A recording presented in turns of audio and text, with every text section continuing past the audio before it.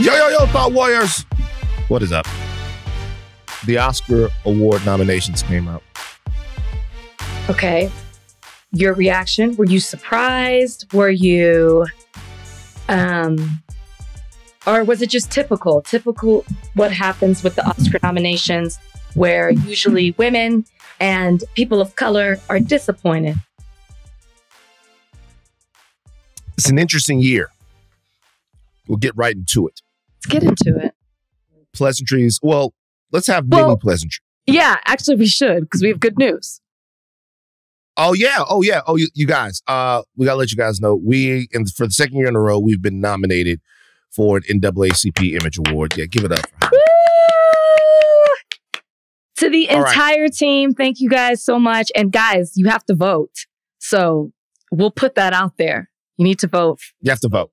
At this time, we want to win. And here's the thing. Yeah, we can't have you saying fuck LeVar Burton again. Yeah, here's the thing. We want to win this time. Okay, last time we didn't make a big deal about it. This time we want you to vote. And I just want to call somebody out right now. The Ringer has a decision to make, because nominated in the same category with us is the Bakari Sellers podcast.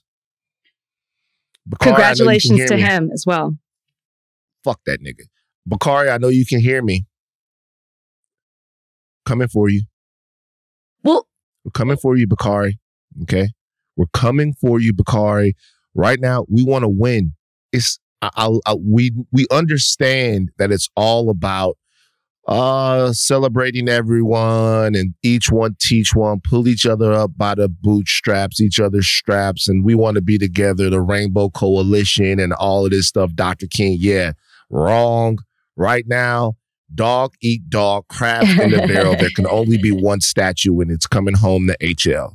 So Bakari, bro, you got enough. Bakari already got enough, guys. Bakari been on CNN for a long time. Bakari been in the Congress. Bakari been doing all of this stuff. He know Bill Clinton. He know Hillary Clinton.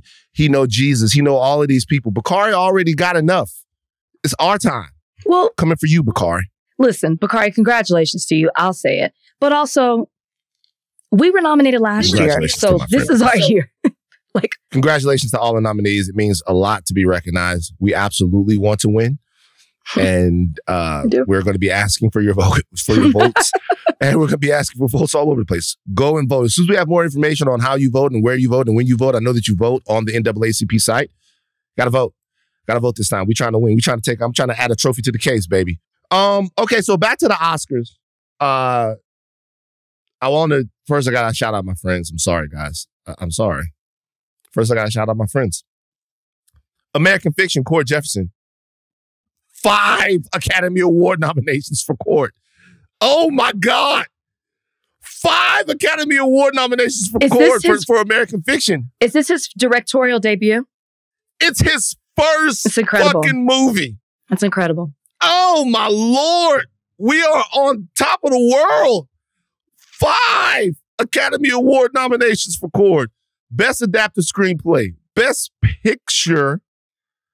Best Actor, Jeffrey Wright. Best Supporting Actor, Sterling K. Brown. And I think Best Composer or something like that they also got. If you guys have not seen American Fiction, you must see American Fiction. I could not be more proud of Cord, of Tracy Ellis Ross, of Jeffrey, of Sterling K. Brown, everybody involved in the film.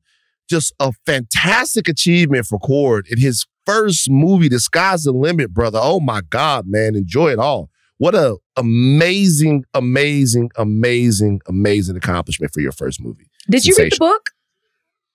I didn't even know there was a book. I saw the movie for the first time like a year and a half ago over at T. Hold on, let me tell you. It's based off of a book. A book called, the book's called Erasure. Erasure, yes, thank you. Yeah, I'd never read the book before, never even heard of it, but screened it for us a year and a half ago. We went and we saw it. It just, everyone over at T Street, they were so supportive of him. It's filmmaking the way it should be done. So shout out to Cord. Oppenheimer, nominations, huge nominations. Killers of the Flower Moon, 10 nominations. Nothing for Leo. Nothing for Leo. Which there was a lot of hype that this was like his best performance ever. So that's interesting. But more importantly, Lily Gladstone became the first Indigenous woman to get an Oscar nomination. And that's huge. Hoping that incredible. She wins. Other places, there are a lot of movies. Very tough year. Poor Things was nominated. The story becomes Barbie, though. Barbie becomes the story when you look at it. And Color Purple. There was a lot of talk about that. Sorry. Was there? Yes, there was. A lot of people. Okay. But go ahead, talk about Barbie and we'll move into Color Purple. I just don't want let's talk about Color Purple. Let's talk about Color Purple first then. So I didn't hear as much outrage over Color Purple not getting nominated. Well, because you don't like it. And that's why. It's because you don't like the movie. I didn't see it. I know. I didn't see it. You didn't even take the time. Yeah. You bought tickets, but you didn't go see it. Actually, no. Actually, I did see it. Here's the thing. I just watched it. It's not that I didn't like the movie. It's just that I wasn't really upset that the movie wasn't nominated for a bunch of different Oscars. Okay, well, a lot of people had expectations that it would be. A lot of people, I thought, it got one nomination. I think, I don't want to say this wrong, so Donnie, please correct me, but Fantasia was not nominated. No. A lot of people thought Fantasia would. Some people thought Taraji would. I did not think Taraji would. I thought Colman would, but he was nominated for a different movie. Rustin. Yes, he was nominated for Rustin Best Actor. I thought he would have been nominated for Best Supporting Actor for playing Mr. in Color Purple. A lot of people were upset that it wasn't nominated for Best Picture. So the nominees for Best Picture were The Holdovers, American Fiction, The Zone of Interest, Barbie, Oppenheimer, Poor Things, Past Lives, Anatomy of a Fall, Maestro, Killers of the Flower Moon. Those were the nominees. And not even for Best Original Song. And I don't know if it could be, so I don't want to say that wrong because I don't know if that counts that it came from the musical. So I have no idea.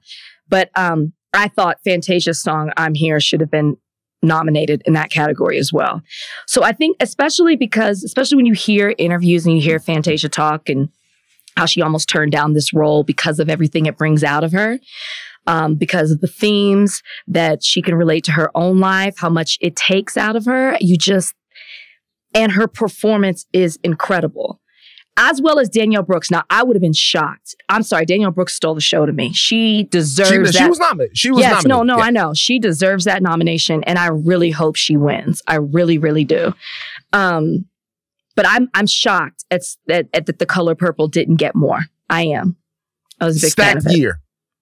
Yeah. Stacked year. A lot of these movies are very good. Stacked year. But yeah, Barbie had a lot of people talking because Greta Gerwig was not nominated for Best Director.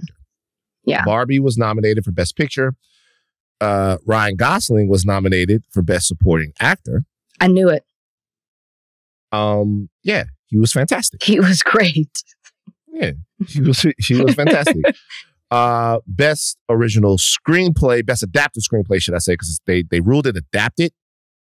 So because of Barbie's IP, so Best Adapted Screenplay it was nominated for. And then it got 2 nominations in Best Song. I'm Just Ken was nominated. And that shouldn't have been. What Was I Made For, an absolutely beautiful song by Billie Eilish, was also nominated. It plays at the end of the movie. But a lot of people are talking about the fact Greta Gerwig was not nominated for Best Director, which is a very tough category for women over the course of the history of the Oscars, have been nominated very much and have won even less than, obviously, than they've been nominated. People were saying that between her and Margot Robbie, there should have been nominations for both Best Actress and Best Director. I did not think that Margot Robbie should have been nominated for Best Actress. I'm not saying she didn't do well. I'm not saying I wasn't. It was great. But even when I walked away from that movie, I knew Ryan Gosling was going to be more on track to get a nomination than her. There wasn't anything that was, the movie itself was good and great. But her performance, I thought, didn't rise to that level, in my opinion. So I wasn't shocked that she didn't get it. Now, Greta Gerwig, that was shocking to me. I don't understand how a movie, first off, she's directing it. This movie had so much hype. It ruffled so many feathers. It had explored so many themes. There were it was a movement in itself, and she was at the helm of it.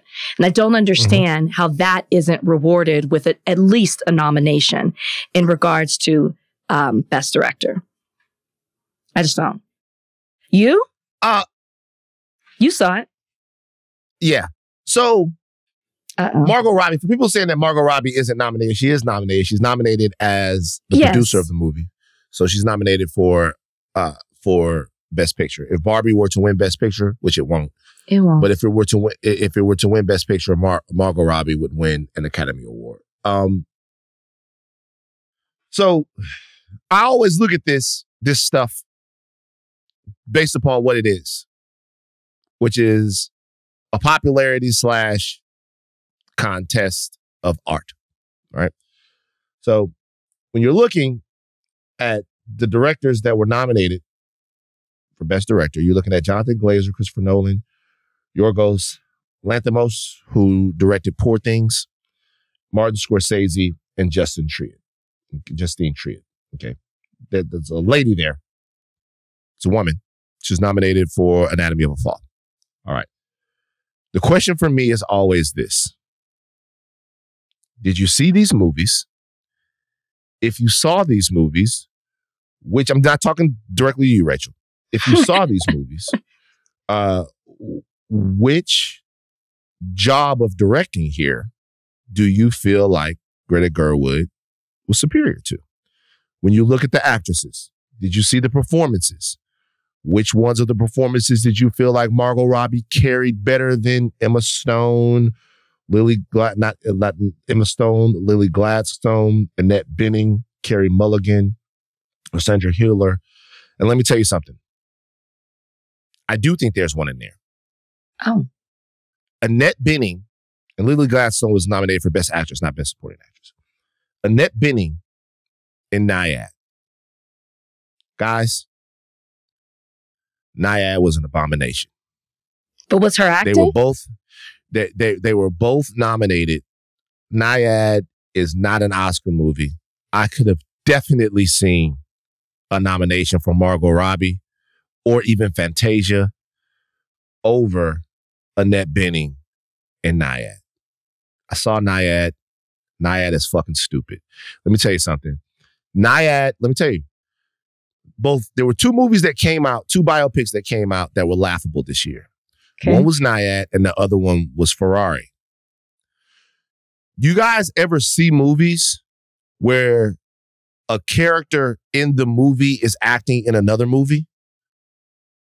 No. Give me an example. Like Entourage. I'm sure some of you guys on here have seen Entourage. Have you guys seen Entourage? Did you ever watch the show Entourage? I might have seen one episode. Donnie, have you seen Entourage? What am I, like, who am I doing a podcast with? No, it ain't a movie or TV show podcast. Sorry. What have you guys, are you guys up on shit? Like who? Okay. Wait. Hold on. Bowfinger. No. Okay. Have you guys seen Tropic Thunder? Yes. Okay.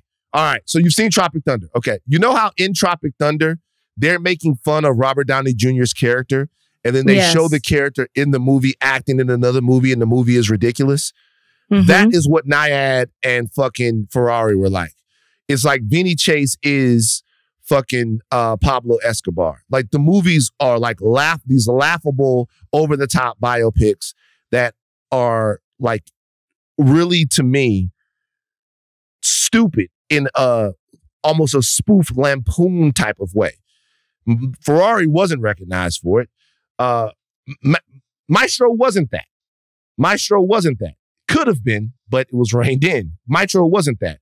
Nyad, I could not believe that they were nominated for the Nyad movie. Shout out to Diana Nyad and the swimming and whatnot. I could not believe that they were nominated for the Nyad movie. Couldn't believe it. Both of them got nominations. Couldn't believe they were nominated. I was shocked. But Hillary Clinton and a lot of ladies are mad about the Barbie snubs. They feel like they should have been nominated more, or they should have been leading the nominations. And they feel like the biggest nomination was for Ryan Gosling's performance as Ken, and they're upset about it. Rachel, are you upset about it? No. I mean, I think I said this on this podcast. If I didn't, I've said it to friends. I saw the Barbie movie a week after it came out, so there was a lot of hype. I thought the movie was good. I didn't think it was amazing. I just wasn't. I'm honestly shocked that America is nominated for a supporting actress. And I'm saying this, and I didn't even see the other movies. Okay. I mean, I've seen some, but like not most of them. I think Greta deserved a nomination, but because to me, Margot Robbie's role in bringing it to life was more important than her playing Barbie. You know, this was an idea she had. She really fought for this, and from idea to being, you know, this extremely successful movie. To me, that deserves a nomination as well, which is what she got. But I also think that it's on brand for people to be outraged as well. It fits the narrative of, you know, women not getting recognized the same way. It fits the narrative of, you know, this is a movie about women empowerment, and Ryan Gosling is the one who gets nominated instead of Margot Robbie. I just think it seems to be, as I said, on brand for people to be outraged at this. I'm not outraged. I think it's odd Greta wasn't, but I'm not. For director, because she was for screenplay. For director. She was nominated for screenplay along with her Noah Baumbach. Because there were a lot of moving parts I felt in Barbie, and you know, she was at the helm of it. So I don't know, but Greta, yes. The rest, no. We're gonna bring on Trayvon Free, friend of mine, partner of mine. And we're going to do more robust talks about the Oscars as award season heats up. But I will say this. I think it's interesting that the Ken part, which was the best part in the movie, was the best part in the movie. I think that deserves some examination of why it was the best part of the movie. The Ken part was the best part in the movie. You leave the movie, his performance was fantastic, but you leave the movie thinking, wow, that's the type of role that someone takes that is a lot of fun, that you bring a lot to, that you can get a lot out of. Barbie almost, in a way, played the straight man so that Ken could get his shit off. And I think it's an interesting thing, because I thought about this a lot, to think about how male-centered things really are. Like, the movie doesn't work without Ken. Right. It doesn't. The movie works. The movie almost works. You could almost take Barbie out of the movie before you could take Ken out of it. No. And I mean, it takes away from the point of the movie. It does. It takes away from the point of the movie. It does. But at the same time, what I mean to say about that is that, how I mean that is, the part of the point of the movie is the Barbie character finding who she is outside of the world that's been made. But the only way that she can do that is through the lens of masculinity and hypermasculinity and toxic masculinity. So in a way, in the Barbie movie, masculinity and men are still centered. Well, yes. Sorry. Go ahead. No, I mean, that's it. I mean, well, they're centered because you have to call it out, right? Like you have to recognize it is the problem. It is the issue. And so it is centered because you're calling out this very problematic thing. And you do that through the lens of Barbie. Yes, it is Ken who's guiding you through it, but you do it through the lens of Barbie. So if you can't have one without the other. It's true. It's just an interesting thought. Because sometimes when I'm talking to other Black people, Negroes, the conversation becomes, how do we have a conversation about us without like centering white people? Right? Like, how do we have a conversation about us without coming back to how we're being treated by people who aren't us? And it's a conversation to have, right? It's that movie. And well, also in these white movies, right? 12 Years a Slave. You watch the movie and it's about everything that the guy went through, but then at the end, Brad Pitt comes into the movie and Brad Pitt is the savior of the movie. It's just difficult to tell a Black story now, then, or before. We're getting better at it, where in some way, like, whiteness isn't at the center of what's driving the plot. Either we're being held back because of it, or we're trying to overcome it, or whatever. That's why I loved Moonlight so much. Moonlight just ain't got shit to do with white people. So, you know what I mean? True. Moonlight just ain't got shit to Moonlight ain't got shit to do with white people. Like, nothing to do with white people, like, at all. It's just a Black story about Black people living their Black ass lives and the journey of this young Black man. So I loved it because of that. You know what else doesn't center white people? The color purple. Just saying, that's an example of it. It's the color purple does not center white people. The color purple doesn't center white people. They just made a better version of it. You know what I'm saying? So, I fucking with the color purple. I support the color purple. It's just, I liked it. You want me to lie and say I thought analysis, not with your... Like, you want me to lie and say I thought it was the best movie of the year? No, I don't. I did not see it in the theater, though. I did not. I bought 2 tickets, didn't see it in the theater, but I did watch it. They sent me a screener, and I watched it. Go see The Color Purple. Have fun going to see the movie. All right. Let's take a break real quick and come back and get into some DEI. DEI. Okay. Rachel, when you get on a plane and you see a Black pilot, are you scared?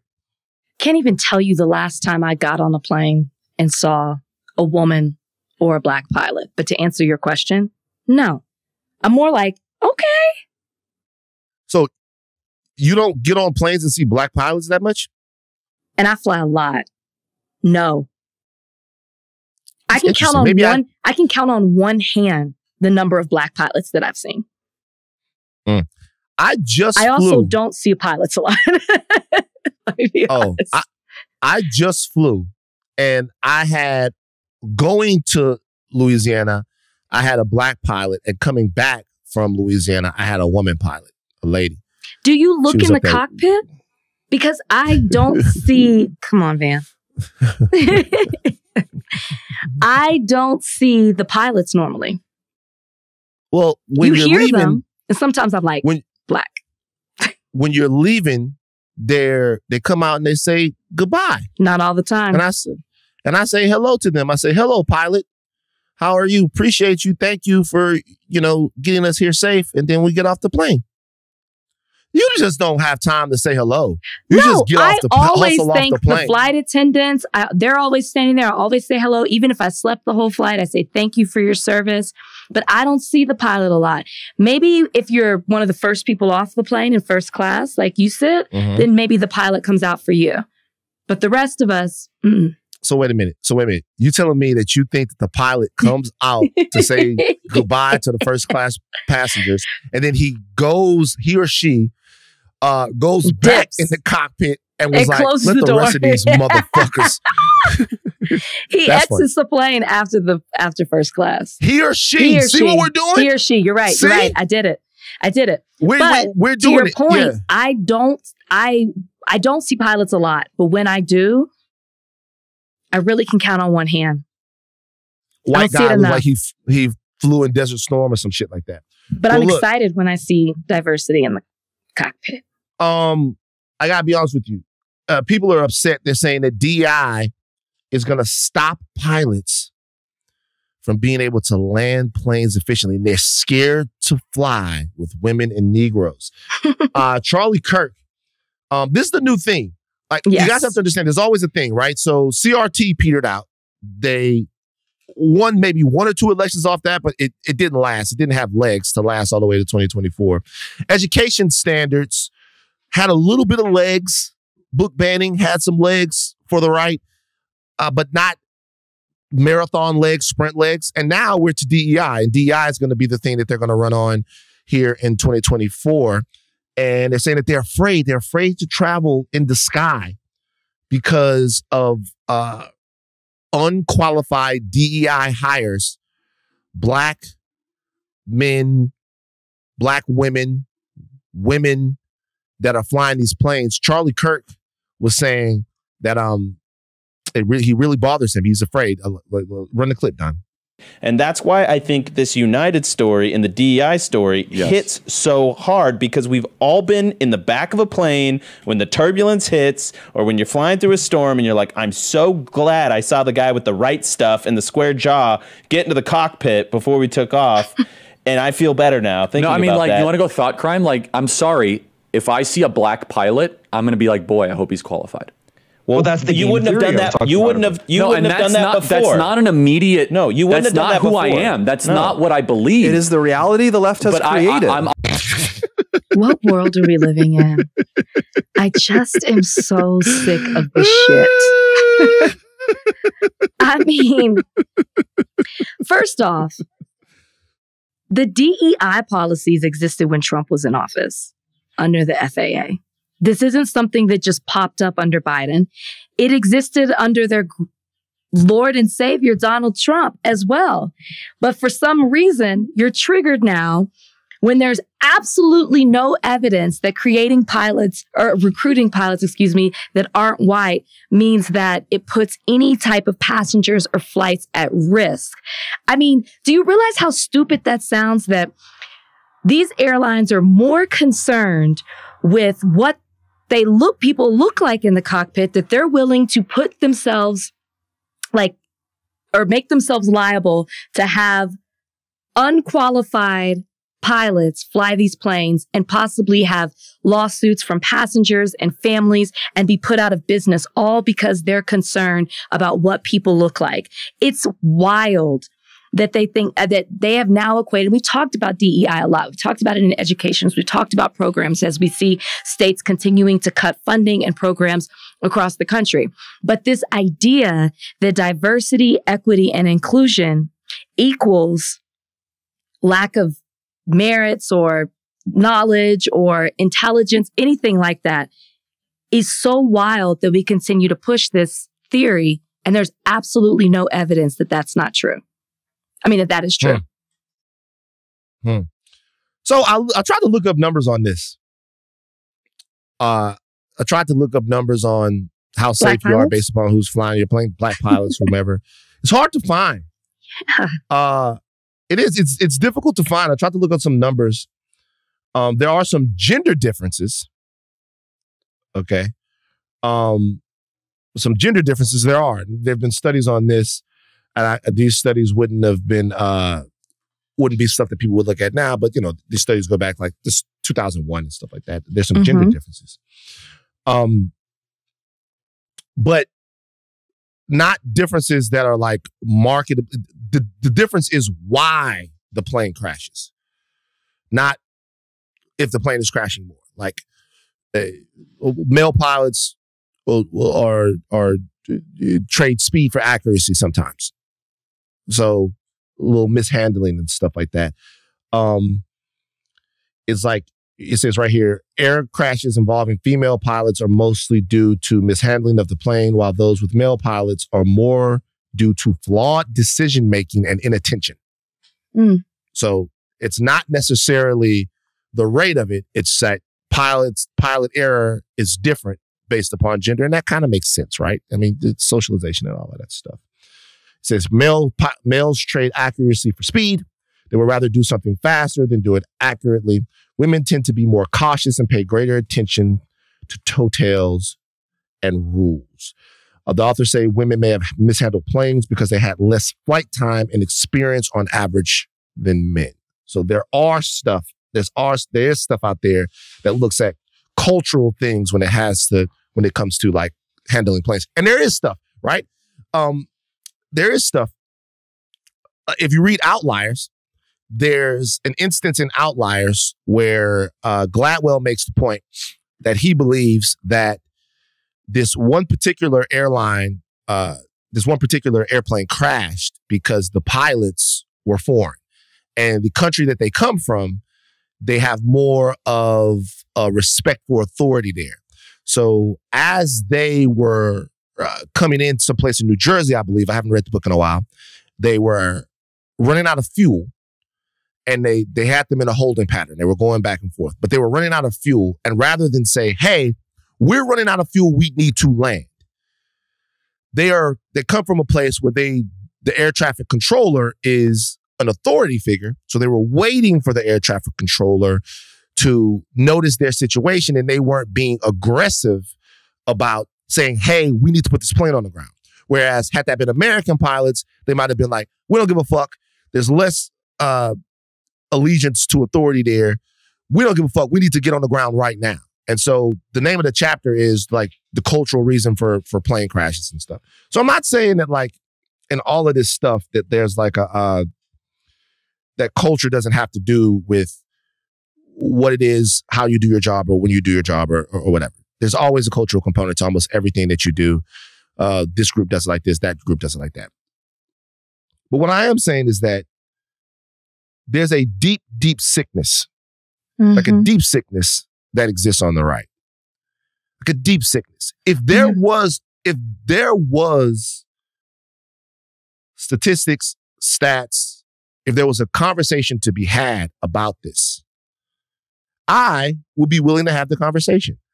I'm not too precious about stats and information not to have the conversation. I did as much research on it as I could. It's very hard to find. There's probably no difference. All of that stuff that goes into it. I'm into talking about it, like where you're safer, when you're safer, how you're safer, and how what I did find was other statistics that said Black people are more likely to die in plane crashes than white people. Like, you know what I mean? I found some statistics that pointed to that, and I thought that was interesting, and I was interested to look into why that might be, okay? But the sickness is so deep on the right now that I sometimes don't think that we speak to it enough. Because we write it off like that's just them talking.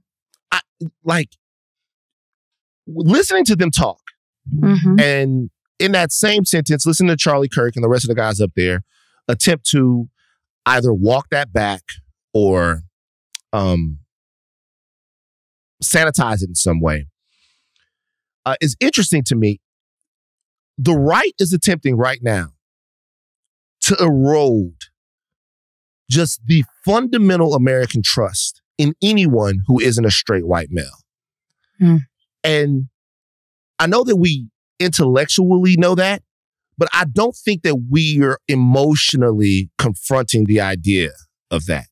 Intellectually, we know that they feel that way, but I don't think people really know what that does to the psyche of people. American society cannot operate with that type of mentality. It can't. Like, it was tried. It was tried. A society where only straight white males where only they mattered, it was tried. And it has been tried for a long time. And what it inevitably leads to is disarray, dysfunction, rebellion, people fighting for their lives, their existence, and their futures in America. Like, it doesn't work. It won't work. It won't work. Yeah. It's not going to work if only one group. It just won't work. The country will rip itself apart at the seams before that happens. Now, a lot of people listen to this and they're thinking, man, that's how it is now.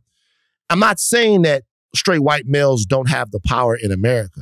I'm saying that in order for America's society to work, there has to be some understanding that everybody has a place and everybody can work and do jobs.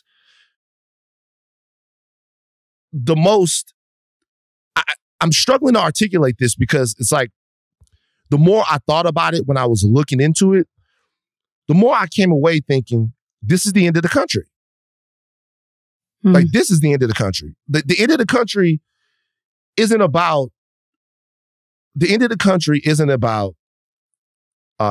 political fragmentation. The end of the country to me is about the inability or the unwillingness for people to even recognize that the people that they share their community, their society, their country with are capable of doing things, average jobs.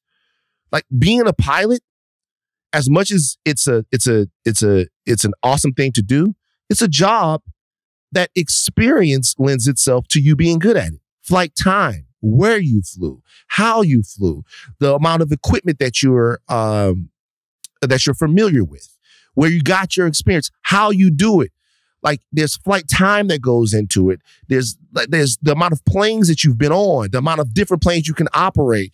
There's certifications that go into it. This is a job that anybody can do. Well, sorry, I didn't mean to cut you off. That's it. No, I'm just saying, like, it's like literally saying that only straight white men can be pilots is literally like saying only straight white men can make pizzas. Well, here's the thing. The people who believe what they're saying, I do think that there's this inability to see it any other way.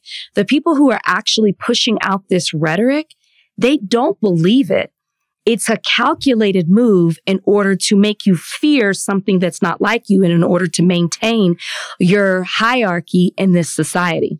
I do not believe that they think anything that they say, just like they say at the end of that clip. Well, like, I don't want to believe. It's not my fault I believe this. It's their fault. It's fear-mongering what they're doing. And then you have people who listen to that, who don't do the research, who don't look it up. For example, United Airlines is what kind of stirred this all up because of something that their CEO said a couple of years ago. Well, the reason he was talking about DEI in regards to aviation is because, especially since COVID, there has been a huge shortage in pilots. A lot of people either left the profession, didn't want to deal with it because of what was happening with the airlines. And when you look at the pool of who they're pulling from, who has access to have 1,500 hours of flights of flying prior to even being considered a candidate, they all look the same. That costs money. You come from a certain socioeconomic status. So what they've done is create an academy that allows people who are interested in this and who look different to be able to fund them to be able to participate in flying. And they will have and first off, you have to apply for it. So you have to have a certain knowledge and expertise. You go through that training and then you qualify to become a pilot possibly. They're implementing certain structures to give them the knowledge for people who normally wouldn't, or experience, who wouldn't normally get it. So I'm saying all that to say, to your point, I feel like what these people, the sickness that you're talking about, the people who are at the top, who are spreading this sickness, know exactly what they're doing. And they're doing it to maintain. Yeah, but I guess I'm more so pointing to you saying, you said something along the lines of like, they don't know, or I don't want to misquote you. I believe the people listening don't care to know. They accept it as their truth. So we should also say something about, when I'm pouring through all of this stuff, and it's all jammed up in my mind, which is why it's coming out staccato. When I was looking at all this stuff, the flight time that you need to be a pilot, period, has gone down over the years. The planes have become more intuitive. Yes. And so the planes have become more intuitive. And so because the planes have become more intuitive, what you need to do there was a time when you thought all your pilots were ex-military and all of your pilots had flown in the Navy, and that's gone. That's actually been gone for a while. That's been gone for a while. Last year was the safest year in aviation ever. All of this stuff I'm looking up as I'm pouring through stats. It was the safest year in aviation ever.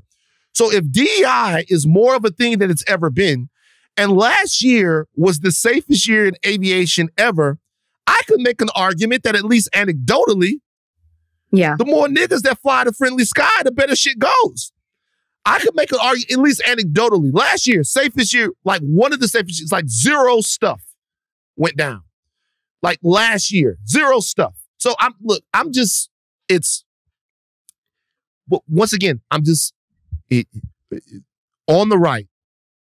We got to get back into the whole thing, but on the right, think about what the narrative is. The narrative is, We don't care about your history. We don't care about your experience. Mm-hmm. We don't care whether you work, and we don't think that you're good enough. The essential message coming from the right now, and I challenge anyone on the right to come on the podcast and debate this with me. Anybody. The central message from the right now is that Black people's history doesn't matter. Black people's capability doesn't matter. Black people's ascension and concerns don't matter. Our academic scholarship doesn't matter. Who we are in this country just doesn't matter. And anytime we try to make it matter, it's unfair to white people. Yes. That is the central crystallized message coming from the right. And can I also add, in relation to what Charlie Kirk and all of them were talking about, they're also saying that all Black people are the same. They all come from the same status. And in order to succeed, it has to be related to DEI. Mm-hmm. The fact that he said, when I see a Black pilot, I'm automatically thinking this. You have no idea if that pilot grew up with his parents being able to afford to send him to flight school at a young age, or he, worked another job and was able to do that for himself. You assume that Black people, the only way that they can succeed is through DEI. And that's also attributed to that sickness. You have no idea about that about any pilot. Right. You don't know that about, it's wild to look at somebody sitting in the cockpit of a commercial airliner and then assume that they aren't qualified. I'm moving on. It's just, you assume with the motherfucker that's up there that they kind of know what they're doing. And that assumption is that's what I'm trying to get to. That assumption is part of the American trust. The assumption that you go to a restaurant and the people know how to cook is part of the American trust. Yeah. The assumption that you go to a doctor and that doctor is qualified is part of the American trust. Like, there's a certain level of societal and communal trust that has to exist for a society to operate at optimal levels, or actually at basic levels. And once you erode that, like purposefully, once that's actually gone, you just can't function. But also, in his story, he's like, I see a Black pilot. I'm like, man, hope he's qualified. And then what did you do? Get on the plane, take your seat, land safely, and keep it moving. You know what I mean? Like, you're not even telling that part of the story. All right, go. Let's move on.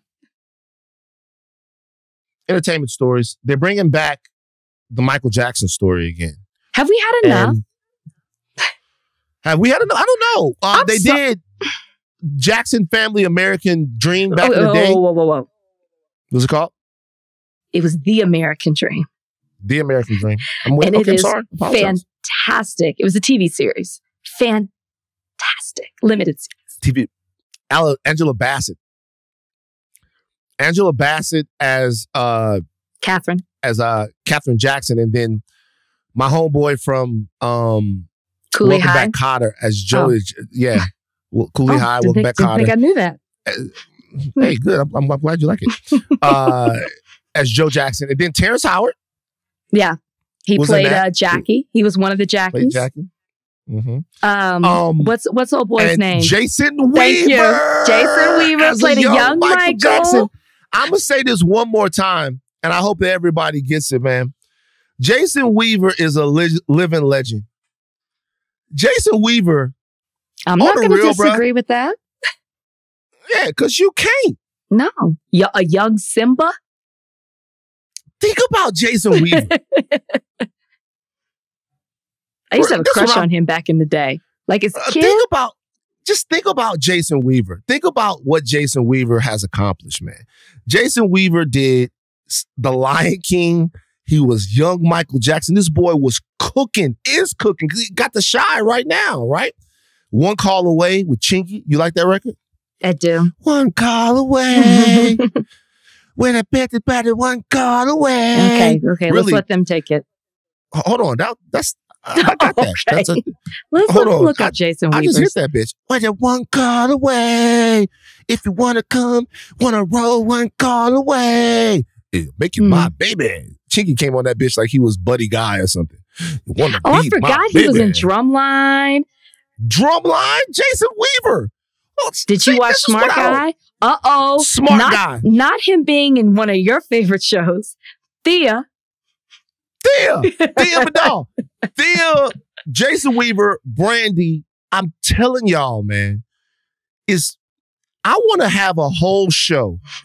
Seriously, I want to do a show, like a live show, where I just bring up people like in the Apollo or something, where we just talk about Jason Weaver and Tisha Campbell.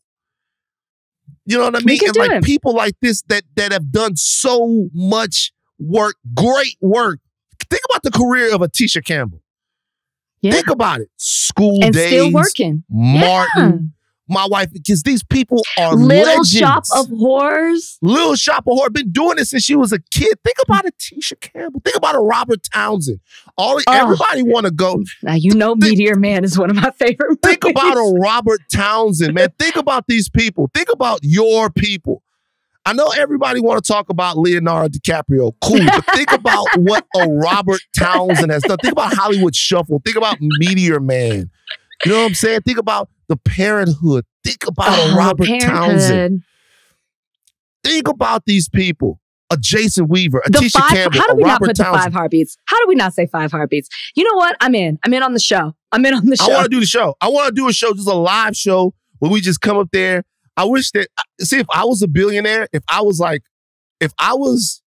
Elon Musk, I'd just be like, man, give 15 million to Tisha Campbell.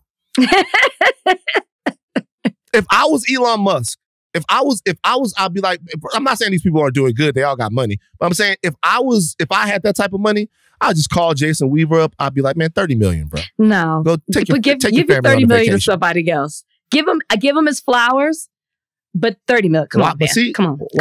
Why Jason Weaver deserved 30 million? Okay. He gave me $30 million worth of memories. Yeah.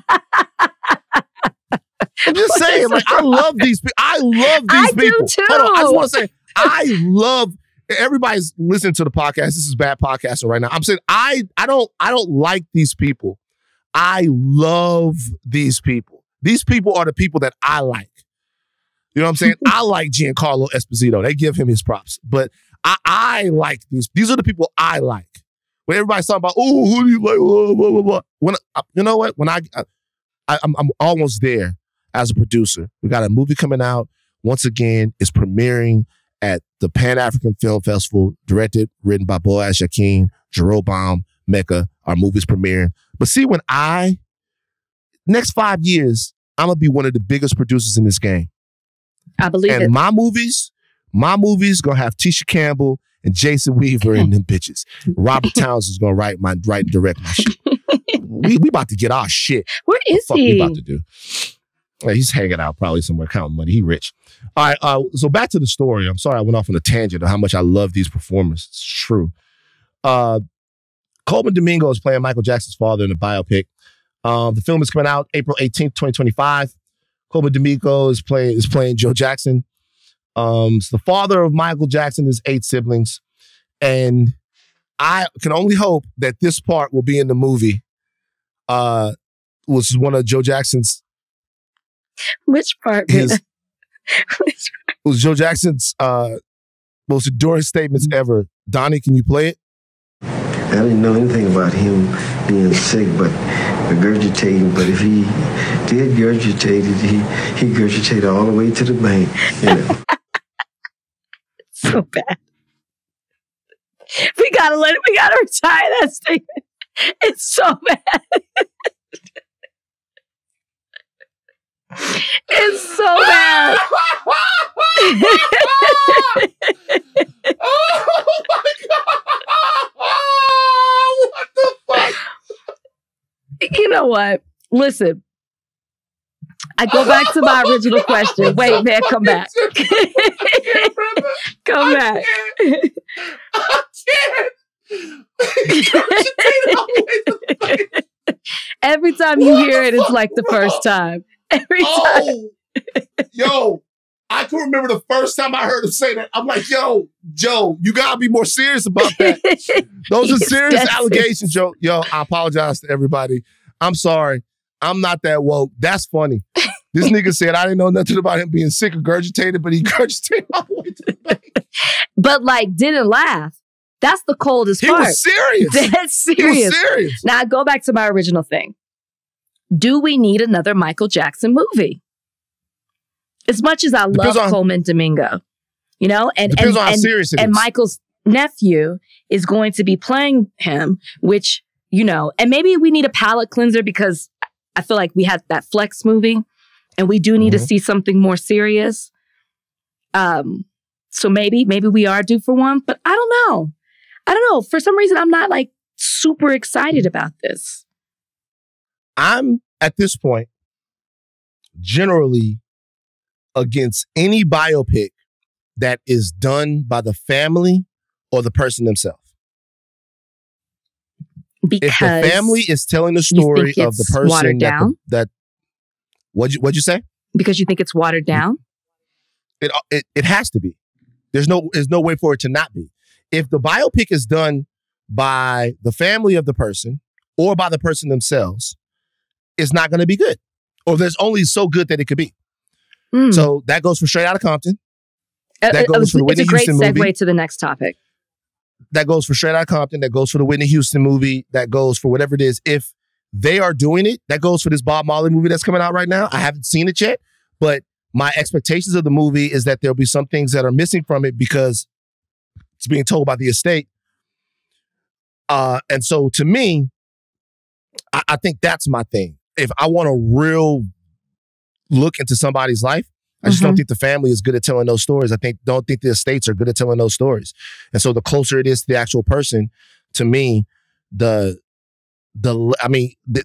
if Michael Jackson's estate is telling this story, obviously we can tell you right now, and I'm not saying that they are, but I know that the family's involved, right? So if Michael Jackson's family, if the estate is telling the story, then obviously there are going to be parts of this and we don't even have to imagine which parts that are going to be glossed over. Well, that's the real problem. That's what you're really upset about. You're not going to get this scene. There's regurgitation scene? You're not getting it. That's what you're really upset about. I got to be honest with you. I personally think it's Joe's most enduring words that he said. It's honest. But that tells you a lot about Joe Jackson. The Michael Jackson in that situation is talking about how upset he was and how performing made him sick and how Joe's treatment made him sick. And Joe said if he was sick, he was sick all the way to the bank. All right. NWA. You're familiar with them. I'm assuming you've heard of them. I have. NWA, of course, pioneering gangster rap group. Easy, Cube, MC Ren, Yella, Dr. Dre. Okay. One of the most important rap groups of all time. One of the most influential rap groups of all time. Influential. One of the most successful rap groups of all time. Pioneers of hip hop, gangster rap hip hop, West Coast hip hop. You can't overstate what NWA did in terms of their impact. You can't. You can talk about whether or not it was good or bad, but you can't act like they weren't impactful. They are set to receive the Lifetime Achievement Award, the 2024 Grammys. NWA will be among other recipients of the prestigious award, which will be presented coming up here February 3rd at the Wilshire Ebel Theater in Los Angeles. Other honorees this year: Gladys Knight, Donna Summer, love Donna Summer, the Clark sisters, Tammy Wynette, and Laurie Anderson. According to the Academy, the Lifetime Achievement Award is presented by vote of the Recording Academy's national trustees to performers who, during their lifetime, have made creative contributions of outstanding artistic significance to the field of recording. Rachel, some people are mad about this. Some people are saying that NWA's past, the violent music, the treatment of women in the music, the things that are in the music should not be celebrated to where they deserve a Lifetime Achievement Award. So it's not some people, it's Black women.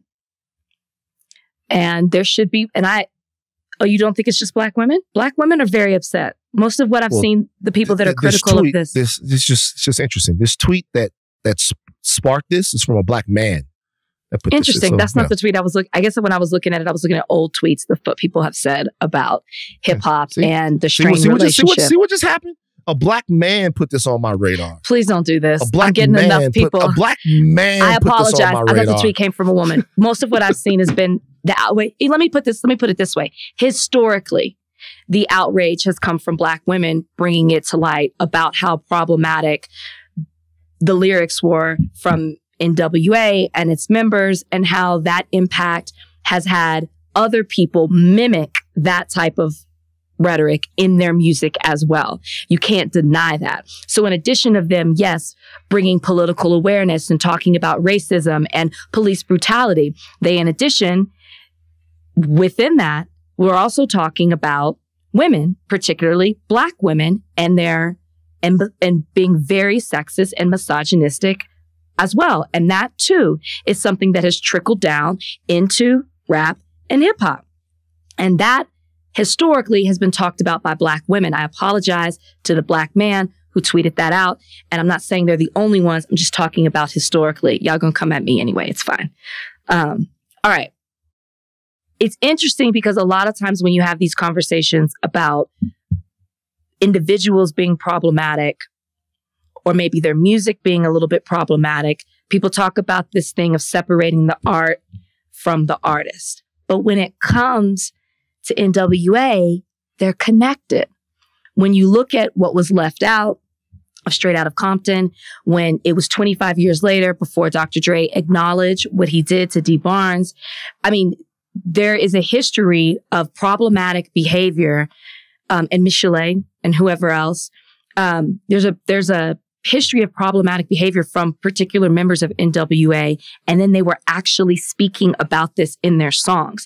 So they were speaking to truth in their lyrics about police brutality, about racism, about political awareness, but then they were also being very truthful in the way they were degrading black women. And so I understand the outrage that people have, or how upset they are at the Academy, the Recording Academy, for wanting to honor this, because you can't separate the way they talk about black women or women from their music. So in this sense, you're honoring not just the influence that they've had on rap, you're also honoring what their music was about. The only thing I would say to that is, if you look at other people who've been honored for Lifetime Achievement Awards, there are other problematic people who have domestic violence and have been very abusive to women as well that have received this award. And it just seems to go in line with people try to separate the art from the artist. I guess that's the line. I feel like I interviewed Harvey Mason Jr. one time, and he even spoke to this because it was in regards to, oh my gosh, what is her name? Kesha. And Dr. What's his name? Dr. Luke. Dr. Luke being nominated for a song for writing. And, she's been very vocal about the abuse that she suffered by him.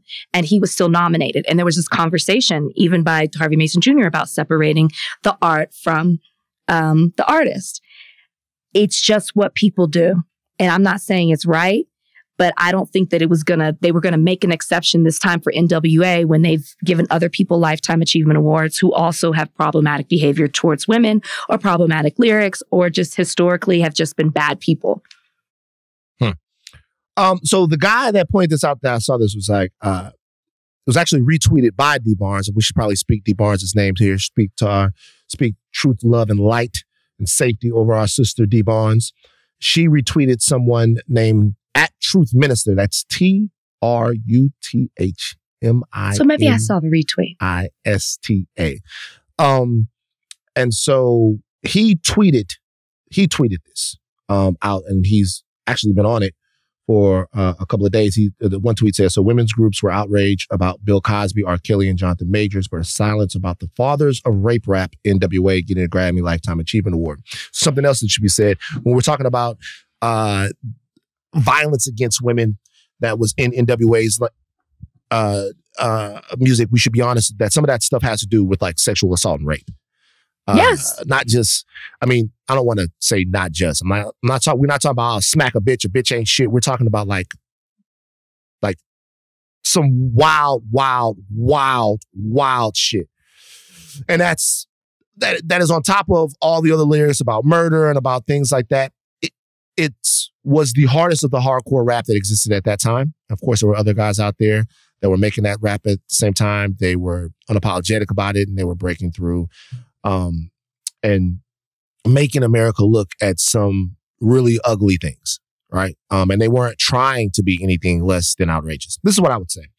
The point that you made when you came back around to it is the central point. The point is, if NWA's musical achievement doesn't allow them to go into the Grammy Hall of Fame or get a Grammy Lifetime Achievement Award, then we would probably have to reassess so many other people that had Elvis Presley married a 14-year-old girl, you know?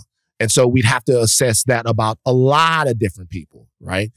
And look at that. So I have less of a problem with them being given a Grammy Lifetime Achievement Award. I just think that their contribution to music and who they are merits that. I don't have a problem with that at all. What I do think, though, and I think that NWA, these guys, Dre and Cube and Ren and the rest of these guys, because besides Easy, I think they're all still around in Yella. I think that there should be a conversation led by them and led by brothers of this era, right? Sure. It's not to excoriate them. A conversation led by them about what they felt like their music meant at the time, who they were at the time, and how they want to see the world now. And I think that is the only real way to get to some type of understanding here. And I'll tell you what, an opportunity was missed with Straight Outta Compton, in my opinion, for that conversation to begin.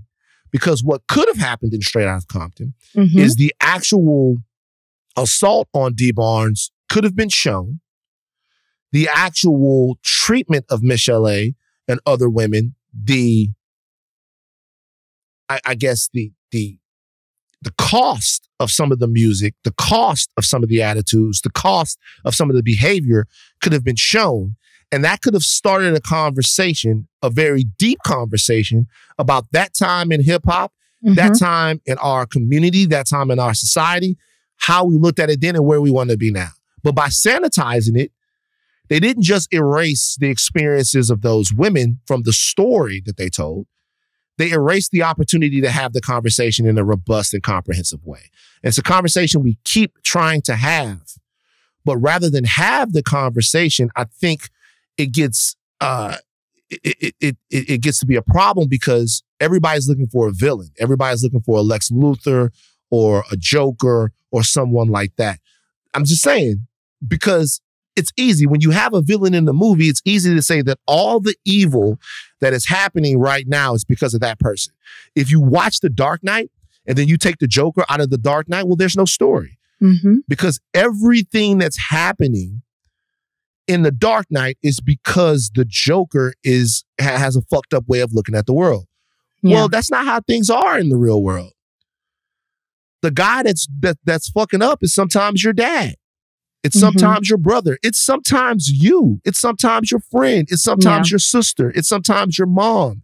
There's a community of people that are doing just enough bad and letting just enough bad slide for bad to continue. And the only way you legislate that is through conversation and through honesty. And so when the movie was somehow less honest than it should be, what it essentially said was there was really no problem with it. That there was no problem with some of NWA's music, that there was no problem with some of the ideas that were in it, that there was really nothing wrong with it, right? And everything else was for dramatic sake. And so for me now, I don't think that they shouldn't be allowed to be rewarded for the genius that they put across lyrically and musically. You can't tell the story of hip hop without NWA. And if you're going to tell the story of hip hop at the Grammys, you got to put it in there. But the reality is, for us, the community that has buoyed them, I think that era of rap, particularly that era of rap coming through, even when I watch Ain't Nothing But a G Thing and the guy runs up behind the girl and he pulls her bikini off, her breasts are exposed, and then she runs after him. When I was a kid, the only thing I used to think about that was, God damn, I wonder why they blurred it. Like, I want to see her breasts. That when I was a kid, I want everyone to think about this. Ain't Nothing But a G Thing, the video comes out, it's 1991, 1992. The volleyball scene, we all know the volleyball scene. The sister's there, beautiful black woman. Guy runs up behind her, pulls her shit off, and her breasts are exposed and they're blurred and she's running around. When I'm a kid, I'm not thinking, oh my God, how fucking embarrassing and humiliating for that woman. What I'm thinking as an 11 or 12-year-old kid watching the videos, I want to see her breasts. Is there a version of this where I can see her breasts? I want to see her breasts. There's nothing that's being taught to me about how wrong that is. There's nothing that's being taught to me about like how fucked up that is or what happened after. What's the deal? Nothing's like that going through my mind. What's going through my mind at that time is I want to see her breasts. That's how you get to school and start playing games with these little girls. And that's part of it. So I'm droning on once again. I'm sorry, guys. But what I'm saying is that like we can put NWA into the Grammy Museum. But we also got to talk about this stuff. And we got to keep talking about it. And we got to keep talking about it. And we have to take accountability and responsibility for what we've tolerated. And they have to take accountability and responsibility for what they put on wax.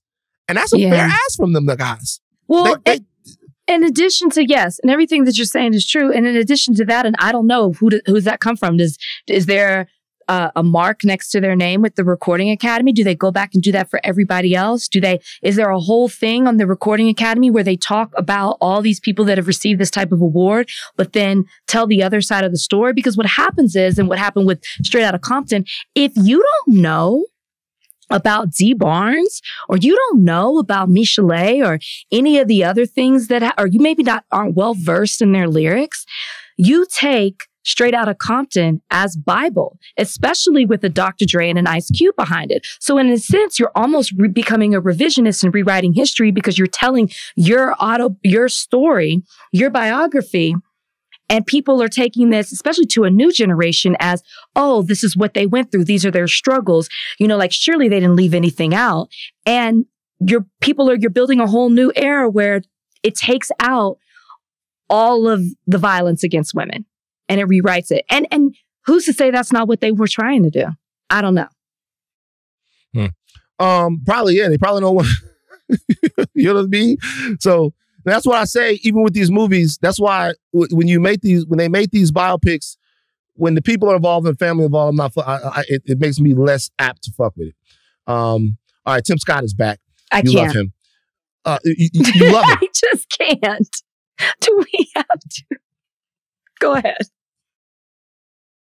You know what, Rachel? Why don't you just come to terms with that? Tim Scott is the man. I'm not doing I'm going to be honest with you. Speaking of people from South Carolina, be honest with y'all, man. I had people years ago reaching out to me telling me Tim Scott was all right. You did. Ask some of y'all about this. You did. I had people reaching out to me years ago telling me Tim Scott was all right. You said it on the podcast. You're like, I hear he's a good dude. I hear he's a good guy. People would say Tim Scott was all right. The Opportunity Zone stuff, which was phantom gentrification, which we all kind of bought hook, line, and sinker, which you really should have thought. I had people telling me Tim Scott was a good guy, and Tim Scott has turned into mega coon. This is like the whole Tim Scott situation to me, and you guys, I'm sorry. I don't know how else to describe it. It's a very, very ugly thing to say about someone. I'm sorry. I really am sorry. But watching Tim Scott in this entire thing, let me tell you what it is, guys. It's not about politics. It's not. It's about weakness with Tim Scott. It's not about politics. Okay, Tim Scott's a black Republican. Fine. He's a black Republican. He's bending the knee before Donald Trump. Fine. But God damn, it's like he's bending the knee and his knees are on his own balls. Like there's a weakness. There's like a gelatin spine. There's a bending of the knee. There's a good old boy slap on the back head rub thing here that's like so viscerally upsetting to me. It's different. I even think like Byron Donalds is a big time Trump guy. I think Byron Donalds talk his shit a little bit better than Tim Scott. I think he comports himself in a way. I mean, it's different with him. Like it's different with him. I don't feel like he's as weak as a Tim Scott is. I don't fuck with Byron Donalds' politics at all, but at least I respect the fact that he's standing on his shit. Tim Scott seems like the biggest weakling ever. Al Sharpton, he agrees. He says that Tim Scott's behavior is humiliating. There's no other way to describe it. So this is what Tim said about Trump. Two great senators, which is hard. I mean, did you ever think that she actually appointed you, Tim? And think of it, appointed, and you're the senator of his state, and she endorsed me. You must really hate her. No, it's a shame. It's a shame. Uh-oh. I just love you. No, that's why he's a great politician. I saw some tweet where they put his face on Samuel L. Jackson's because it is giving Calvin Candy. It is giving Django. The Django. I can't. I gave it all in the last podcast. I mean, Tim Scott is Tim Scott. This is who he is. He's only going to get worse, especially as he is possibly being considered to either be vice president or have some position in the administration. The way he's talking, he might be going to be trying to be Secretary of Education because he's been doing that since last year. But I can't keep talking. I mean, he is who he is at this point. He loves Trump. He gave him Trump. Who was it that time that said Trump was like a father to him? It wasn't a black man. It wasn't a black man. It was Kanye West. Well, wasn't it Kanye West? I don't know. Wasn't it? Am I tripping? Did Kanye West not say that Trump was like a father to him? Kanye West, hold on. Kanye West, Trump, father. Did I just make this up? No. Kanye West, Donald Trump is a father Donald figure. Trump is a father figure. Yes, he said it. Who makes him feel like Superman. What does Trump have for y'all niggas, come on. man? What is Trump doing to y'all? No. What is Trump doing to y'all, man? God damn, it's like Trump's nut has Hennessy in it or something like that. What is Trump doing to y'all? Tim Scott looks like a fool. Like, this is what Reverend Al Sharpton said about Tim Scott. There are few moments in my life I've been more embarrassed than to watch Tim Scott, who, I know Tim and I are both practicing Christians, but I don't know if he could pray like that to the other side. I mean, it was humiliating to watch what Tim Scott did as a sitting senator. And one time it wasn't even, he wasn't even on the script. He interrupted Trump to pay homage. So I had to say that because it's bothered me all night. He's doing it right here. It says, it's just that I love you, Mr. Trump. It's not that I hate Nikki Haley. It's just that I love you, from Senator Scott. It's not a good day in my life to watch Tim do that. I mean, to think that we fought to see people like him, black, become high elected in the South, and to do that, he has a right to be a Republican, he has a right to do Donald Trump, but to do it in such a way that is so humiliating was troubling. Let's put it that way. I'm trying to be as nice as I can. Castrating himself. He sold his soul. He has sold his soul to be possibly the vice president. There's no turning back. By the way, the buck breaking happens on both sides, by the way. The buck breaking of black male political figures, it happens on the left, it happens on the right. The buck breaking happens on both sides. Tim Scott is being buck broke right now by Donald Trump, and this nigga loves the dick. I'm going to be honest with you. Okay. Loves it. He does. It's true. All right. What else we got? Cryptocurrency. You know, we've had a lot of religion. I feel like we really, in 2024, have had a lot of topics centering around religion. How do you feel about religion right now, Rachel? We could almost create a segment at this point. Let me ask you a question. How do you feel right now in your life, Rach? How do you feel about your relationship with God? Especially I'm going through my own trial and tribulation right now. I believe in faith, and I believe in a higher being, and I believe in prayer. And so I would say my relationship with God is a personal relationship that your first question was asking me about religion. With stories like the one we're about to talk to and some of the stories that we have covered, it's tough. When you grow up, I grew up, and I've talked about this, in a very pragmatic, religious home. I got it at home. I got it at school. First Baptist Academy was a Christian school. It was in my friend group. It was everywhere. And you almost become robotic in the things that you say about religion, or the things that, because you know it, right? Like, you know that Bible verse. You know what you're supposed to say when you worry. You know you're supposed to say when this happens. You quote this Bible verse. You talk about this parable, and it becomes routine where you don't feel it. And it's been interesting as I've become an adult and I've been challenged in different ways that I wasn't as a child. I've been able to seek out my own relationship the way that I want to. And it's not tied down to necessarily what I was told to do or what I had to do as a religion growing up. So to me, that makes it even more special. When I see stories like the crypto pastor, or I don't know, name them. I don't know what else the other ones we've talked about. It makes me question the people that create the religion, the people that are behind it. Because not that we all aren't without sin, but it seems to be so self-serving that for people who aren't Christians or attached to any other religion, I understand why they have issues with it. Because it seems more about self than it is about the community or the congregation, which is what they're preaching from pulpits. And so for me, my walk has become something more personal than it is tied to things that I was taught, if that makes sense.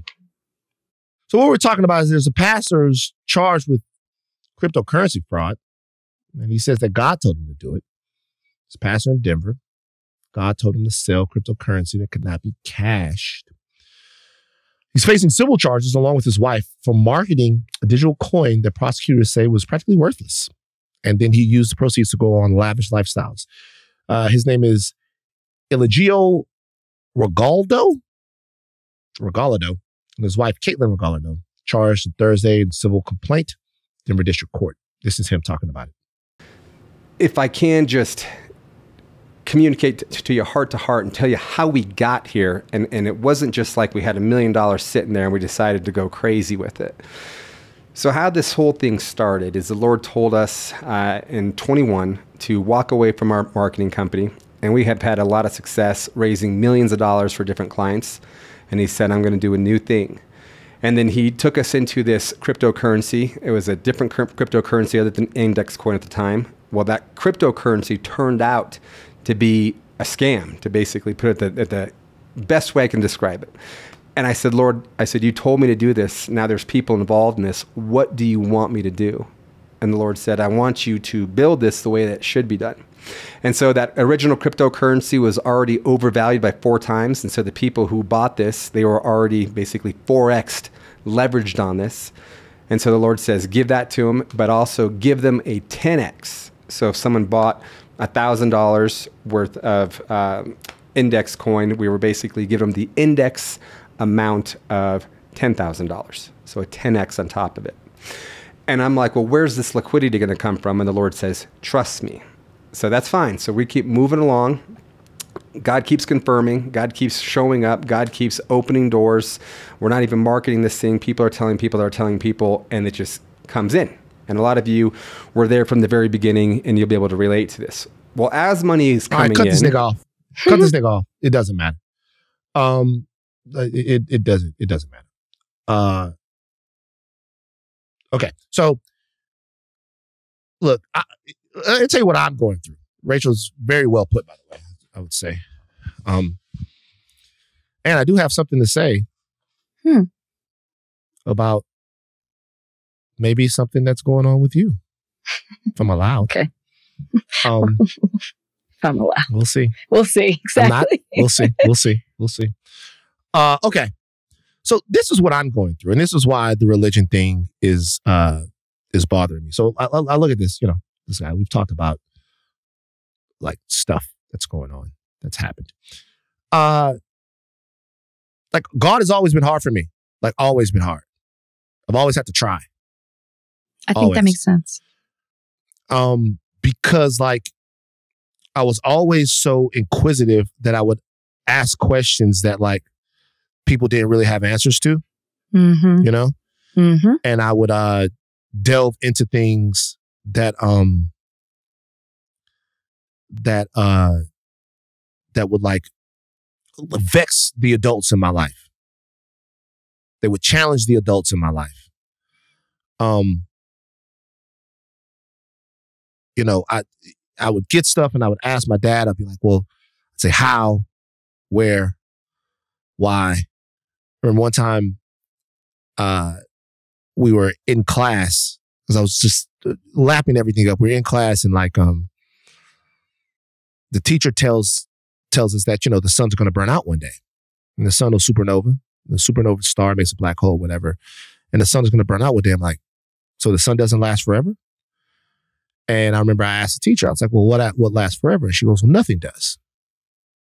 You know, like nothing does. Like everything there's a natural order of things and everything is subject to the natural order of things. And everybody else is looking around in the class and they're like, oh, okay, well, that makes sense. You see a leaf brown on the ground, you know that leaf was once green. It's just the way things go. I could not wrap my head around that concept. I'm sure there were other kids that could. I'm not trying to make myself so. I just couldn't wrap my head around that concept. I'm all the way home on the bus, all the way. I'm just looking at everything, and everything I see, I just see decay. I look at old people, and I became obsessed with pictures of them like when they were younger. I just see everything starts to look. I'm literally like 8 or 9 years old at this point.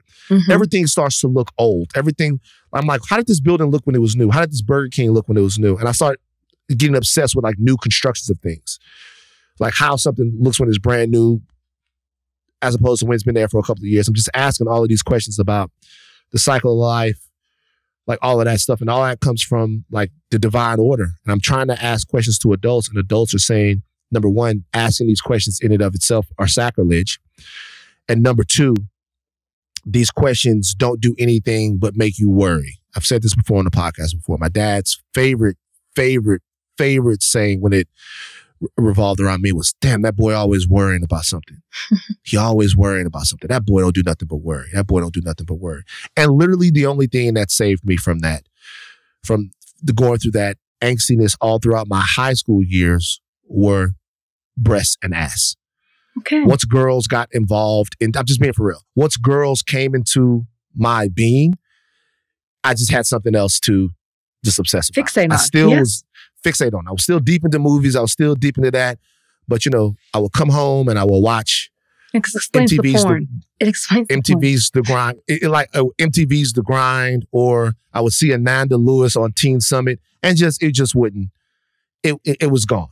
It was gone for a while. And then post-college, not post-college, but like after high school, when I'm back deep into my intellectual brain, and also high school is very competitive and you're trying to keep up with your classmates and you're doing all this other stuff. There's a lot of stuff in my brain. It kind of all came back. I'm saying all this to say this. My relationship with God has always been one where I've had to feel God. Like I had to feel God. Like you could never tell me God. Like you could never tell God to me. You couldn't, because none of it ever made sense, right? Because I see you. Like I know you. You're telling me, but I know you. I know you. Like I'm with you. I'm around you. I told the story before. One of the holiest rollers I ever was around in my whole life. We're at Jefferson Lakes apartment complex. It's Christmas Eve. We walking down the sidewalk. We see a wallet on the ground. The wallet's full of money. It's full of money. It's right outside one of our neighbors' houses. The wallet is like literally full of money. And I'm like, I bet that's for homie right here. Go knock on the door. I never forget. He goes, nah, what you mean go knock on the door? You keep that. It's Christmas. That's a Christmas blessing for you. I'm like, a Christmas blessing for you? I'm like, bro, this man might be going out to like go buy his kids some fucking toys today. It's Christmas. And this is one of the holiest rolls I've ever. Nah, that's a blessing. Would you at least try to see what he gonna give you? Take 100 out of it. Is that motherfucker fat? I'm like, nigga, what? I'll walk on the door, knock on the guy's door, give him his wallet. He's looking like, oh shit. He might have been there doing something he wasn't supposed to be doing. He's looking like, oh shit. I'm like, yeah, bruh, be careful, man. Somebody might have had some gifts on you. He's like, you need anything? And I wanted to take a couple of dollars because I didn't have no money, but I didn't, just to spite my cousin. Just to spite this guy who always preaching to me. I'm like, nah, I don't need that. That's good. It's for your kids, man. So, like, my thing with God was I've always felt a pull to the supernatural. I've always felt a pull to God. Yeah. I've always felt comforted by God. I've asked God for things and God has given them to me. I have to admit, the last 3 years, I'm in the void, man. Like, I'm like drifting. I'm out here. I'm trying to figure things out. Like, I done put so many people in the ground, man. And it's like,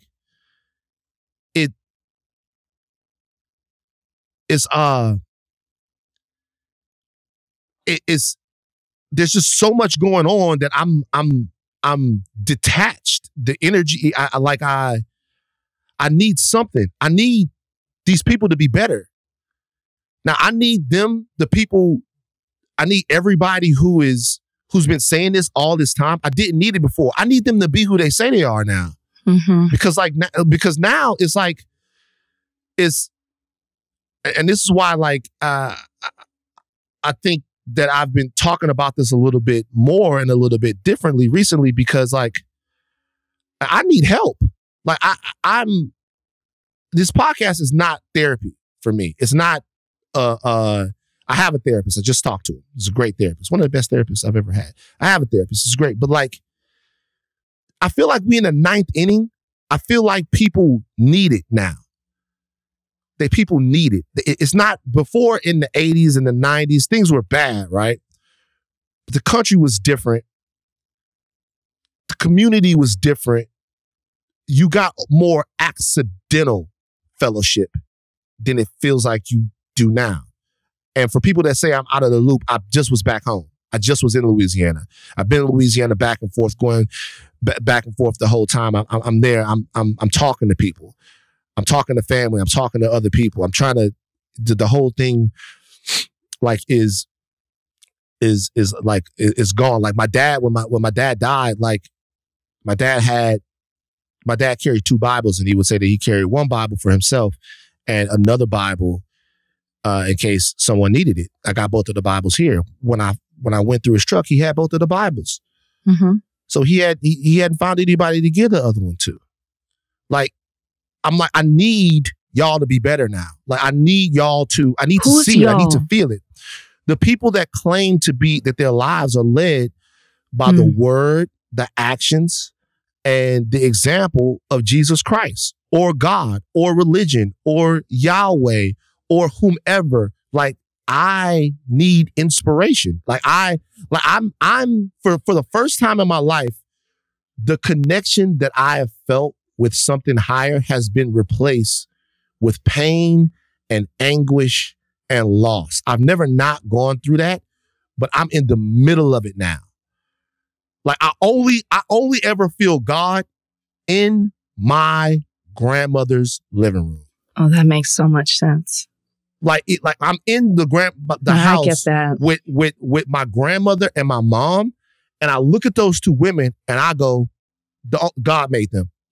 When I'm with Crystal Ellis and Geraldine Ellis, when I'm with those 2 women, I'll look at those 2 women and I go, God made them. They could not exist but for God.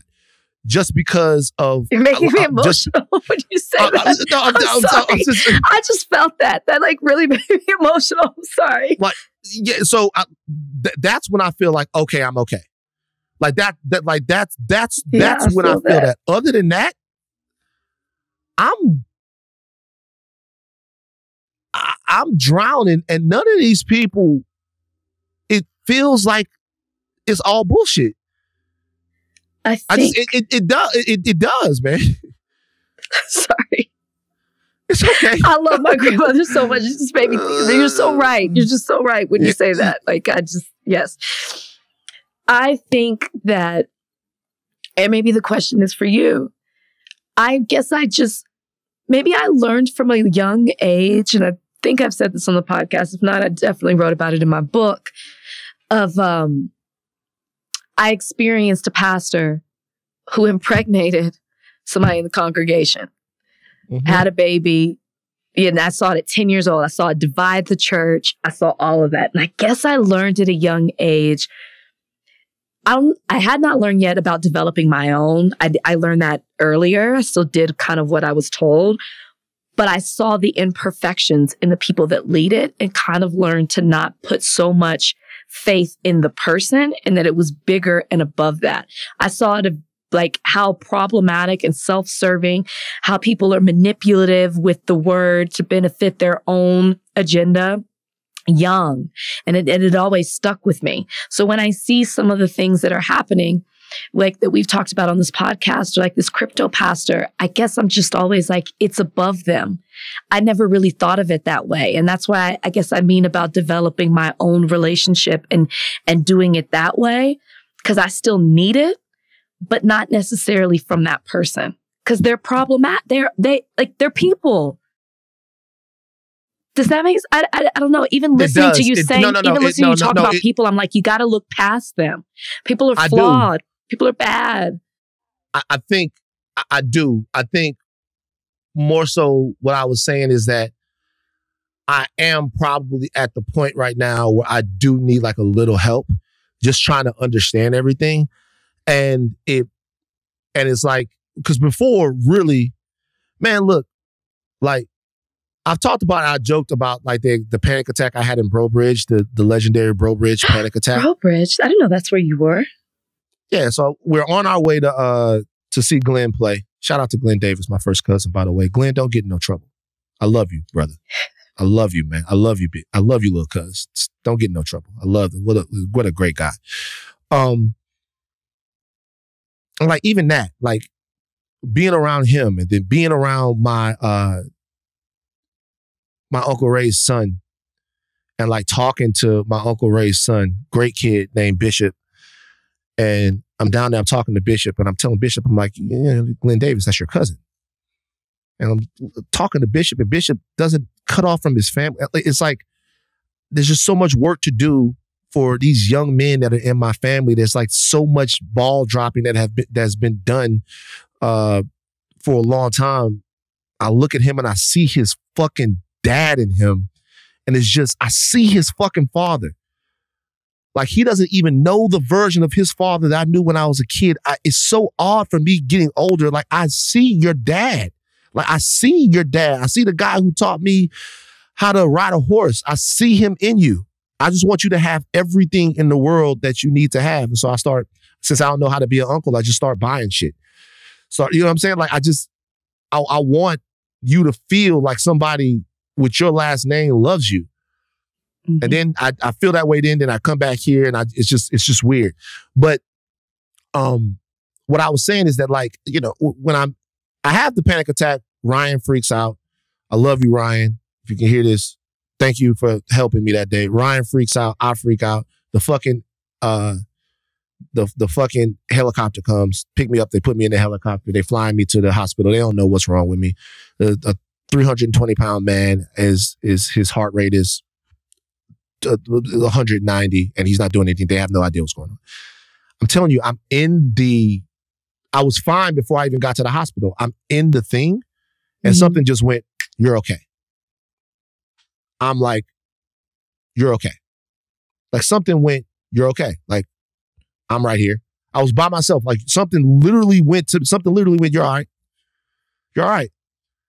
Just calm down. You're okay. And I remember I almost popped out of a trance. I picked up, I looked up, I could see my heart rate on the little thing that the medical helicopter has by the thing. I could see my heart rate on it. I could see them talking. They're talking about whether or not I'm using cocaine. Oh. Like I started to be able to hear everything, right? I started to be able to hear, like it broke me out of my trance, like something comforted me. And by the time I get to the hospital, I remember we come to the front of the hospital. I'm not trying to make anybody believe in miracles. I'm just telling an actual thing that happened to me. By the time we get to the front of the hospital, the doctor we get there and they're wheeling me in. I'm literally on a gurney and they go, well, he's right now. And the doctor goes, we're admitting him. He flew here on the thing, like we're admitting him. And so I'm like, okay, cool. I go in there. By the time I get in there, the blood pressure's fine. My heart rate's come down. I've had an anxiety attack, right? Mm-hmm. But so, and they're like, he's fine. The boom, boom. Everybody comes out. Ryan, Ian, Gino come out. Everybody's in. By the time I get there, it's been whatever time. Everybody's in Lafayette. They didn't drove up.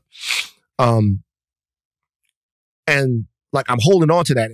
And that stuff like that is like why I just came out to LA, like why I was able to leave all my family. I never felt like I was by myself. And now I feel like I'm by myself. Well, that was faith. And I'm like, now I feel like I'm by myself. I feel like I'm by myself. I feel like I'm just out here. And there's an ask from everyone. There's a thing from everyone. There's always something for me to measure up to. There's always something to fix. There's always something to do.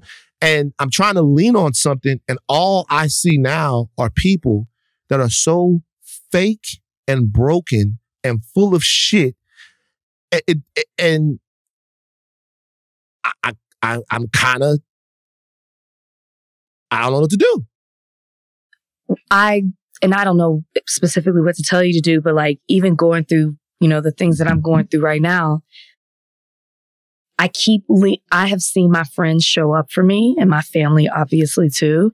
And that has given me the strength to keep going, like leaning on them and my circle and people I trust, and I feel protected and I feel safe, and that encourage me even when I can't see beyond the next thing. It's like honestly given me more than I thought. Like it's like what's the word I'm trying to say? It's strengthened my faith. Not maybe a little bit in humanity, but just staying with the people who know me and get me, right? Like even right now I'm in Aspen, and I had a couple of girlfriends who were going on a trip already here. They're like, hey, if you just get your flight, like we already have the room. This will be great for you to get away. You can just surround yourself. And it's been healing for me, waking up in the morning, just like with my girlfriends and just talking. And it's like friends looking out for me has just like really, it's given me a lot of hope. So I don't know if that's what you need. I don't know. I don't know what to tell you, but it's really been helpful for me. Yeah, I get it. Like life is It's a lot right now. Life is good. Life is good. Like things are going well. Like things are moving well. Things are going well. But the questions that I'm asking now they're different. Like, bro, like it always before was about, and we'll get off this, but it's always before it was always about like, man, how am I going to be? I remember I used to ask myself at 28, I just woke up and was like, how's it going to happen for me? Like, what's going to happen? How's it going to happen? Like, I'm playing a lot of basketball. I'm writing. I'm doing all of this stuff. But is it ever going to happen? Am I going to be like 41 or 42 years old, still trying to get something sold, still trying to do this, like still trying to, how's it going to happen? And then just the faith, I've always just been guided to do the thing and not care about it because I knew that I was moving in the right direction. I knew that something was there for me, that there was something for me to grab, that there was something for me to go towards. Like I never questioned the way my steps were ordered. I just always, and now it's like almost to a point, it's like Yoda could not see the future of Anakin Skywalker because the dark side was clouding it. Like Yoda could look into the future and kind of see what was kind of going to happen to you. But like the dark side clouds everything. Like I can't see what's going to happen. And that was because fucking Skywalker and Palpatine were up to some shit. Palpatine was up to some shit. He was clouding the Jedi on purpose so that they can see that this nigga was going to become Darth Vader. So I don't know.